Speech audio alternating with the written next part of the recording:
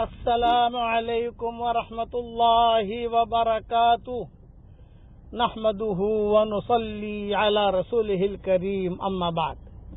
آج کا سبق سن لیجئے۔ آج کے سبق کی سرخی ہے نیک لوگوں سے دوستی کیجئے، پارٹ نمبر 93، سلسلہ وار قصہ حضرت عبداللہ ابن مبارک رحمۃ اللہ علیہ کا۔ حضرت عبداللہ ابن مبارک رحمۃ اللہ علیہ کے جو اہم اساتذہ ہیں وہ تو کئی ہیں، لیکن جو معروف ہیں وہ ایک امام ابو حنیفہ سے انہوں نے خوب علم حاصل کیا، فقہ حاصل کیا، اور امام صاحب نے ان کی بہت تربیت بھی کی، امام ابو حنیفہ رحمۃ اللہ علیہ نے، جس کے قصے بھی کتابوں میں ملتے ہیں۔ اسی طریقے پر سفیان ثوری، یہ انہوں نے بھی ان کی بہت تربیت کی، لیکن امام ابو حنیفہ کا جب انتقال ہوا تو اس پر عبداللہ ابن مبارک رحمۃ اللہ علیہ بالکل یتیم ہو گئے۔ یہ کہنے لگے کہ میں اب یتیم ہو گیا، کہ یہ آدمی دنیا سے چلا گیا۔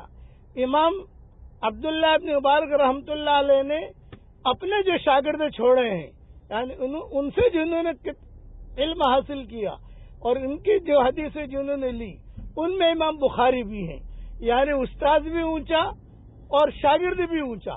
خلاصہ کلام یہ تو میں قصہ ان کا سنا رہا تھا حضرت عبداللہ ابن مبارک کا۔ یہ جب باب سلام سے داخل ہوئے، مدینہ منورہ میں باب السلام جو ہے یہ سب سے پرانا دروازہ ہے، یہ ذہن میں رکھنا۔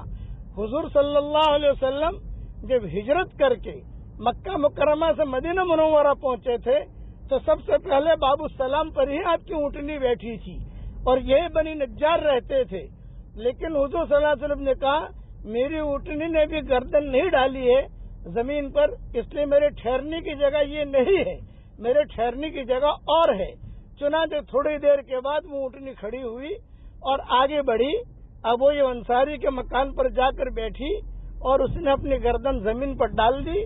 آپ نے فرمایا کہ یہی ہماری منزل ہے، اور اب وہ یہ انصاری آئے۔ تو اسی لیے حضور صلی اللہ علیہ وسلم کے زمانے میں سے اب تک جتنے بھی فقہا آئے، جتنے بھی سلاطین آئے، انہوں نے یہ دو جگہ باقی رکھی ہیں۔ باب السلام یہ حضور صلی اللہ علیہ وسلم کا ننیال جہاں پہلے اونٹنی بیٹھی تھی، اور پھر باب البقی تو اب بنا ہے، لیکن یہ کہ وہ جگہ سنبھال کے رکھی کہ بھئی یہاں پر آ کر قیام کیا تھا حضور صلی اللہ علیہ وسلم نے۔ تو باب السلام بہت پرانا ہے، مجھے یہ سمجھانا ہے۔ وہاں سے جب داخل ہوئے عبداللہ ابن مبارک رحمۃ اللہ علیہ، کوئی پہچانتا نہیں تھا ان کو کہ یہ عبداللہ ابن مبارک ہے، اور امام مالک جو ہے وہ درس دے رہے تھے۔ اچانک امام مالک کی جو نگاہ پڑ گئی تو امام مالک جو ہے اپنی مسند سے کھڑے ہو گئے اور عبداللہ ابن مبارک کو اپنی جگہ بٹھایا، اور ایک رونے کا سما ہو گیا مسجد نبوی میں۔ عبداللہ ابن مبارک بھی گھبرا دیے اور یہ بھی گھبرا گئے سارے کے سارے کہ بھئی کیا ہو رہا ہے۔ امام مالک نے ایک جملہ کہا، تم لوگوں نے کہا، امام مالک سے پوچھا کہ من ھذا الرجل، یہ آدمی کون ہے؟ تو انہوں نے کہا یہ خراسان کا فقیہ ہے، خراسان کا یہ فقیہ ہے یہ آدمی۔ چنانچہ عبداللہ ابن مبارک رحمۃ اللہ علیہ نے درس دیا۔ ایک مرتبہ ان کے والد نے، یعنی عبداللہ ابن مبارک رحمۃ اللہ علیہ کے والد نے یہ کہا کہ بیٹا اب تم، اس لیے کہ ابتدائی زندگی تو ان کی بالکل ٹھیک نہیں تھی، کوئی گناہ ایسا نہیں تھا جو عبداللہ ابن مبارک نے نہیں کیا ہو، وہ میں تفصیل بعد میں بیان کروں گا انشاءاللہ ان کی جوانی کے قصے۔ لیکن اللہ تعالیٰ کی طرف سے ہدایت کا وقت مقرر ہوتا ہے، اور پھر اللہ تعالیٰ جو ہے چھانٹ لیتا ہے، اپنے بندوں سے کام لیتا ہے۔ نیک لوگوں سے دوستی کا یہ فائدہ ہوتا ہے کہ بگڑا ہوا آدمی یا بگڑی ہوئی عورت وہ بھی سدھر جاتے ہیں، لیکن نیک لوگوں کے پاس جائے، تعلق رکھے۔ تو ان کے والد نے ان سے کہا کہ بیٹا اللہ نے مجھے مال دیا ہے، میں چاہتا ہوں کہ تم جو ہے کچھ دھندا بندہ کرو۔